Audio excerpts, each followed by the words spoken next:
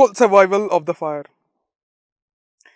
The flame of a cigarette is innocent, struggling for its survival, unknowing that its guardian is going to be its victim.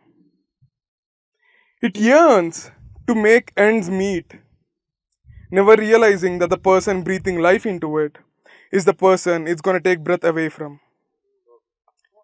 It strides across the 6-inch stretch, helping the person to suck the smoke in while burning away his life slowly. His last breath of the cigarette is also the dying breath of the flame.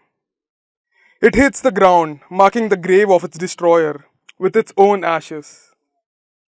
You cannot blame the flame for it's only trying to survive, like you, me, and everything else in the world. Thank you. Dear God, I'm in such an inebriated state that I feel it's wrong to text a girl even I like too much. But I don't see anything wrong in texting you because you are imaginary, just like my sense of happiness. Oh God, the things I was forbidden to do under your name, not to bring you shame, because apparently I needed to be good. Why? Just to be able to please you. My God, how can people be so foolish that they do not see the value of a child's life, but they give so much value to lifeless rocks? Or is it that you're too strong a metaphor? That for some, you're just not a metaphor anymore, but you're real. Okay, so this is like one of the longest ones I've written, and right, okay, this might sound dumb, but I haven't gotten over a girl in 6 years, and this is about her and closure. Right. Right. So it's called The Pleasure of Pain. As I type and try to tell this tale, the pleasure of pain weighs me down.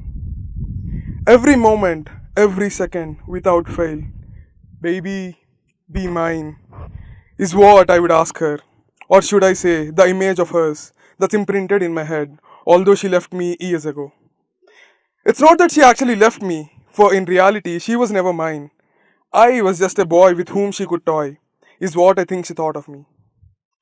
But stupid me, I was just in love with the concept of love, and I guess she probably was the wrong person that said the wrong words at the wrong time. But I fell for her. Ironic how a nihilist like me could be optimistic for so many years that someone would, out of the blue, confess their non-existent love to me and say it was all a prank and that she loved me back as much as I loved her image of her engraved in my head. As days passed and the image of her head in my head faded, this pleasure of pain only got worse.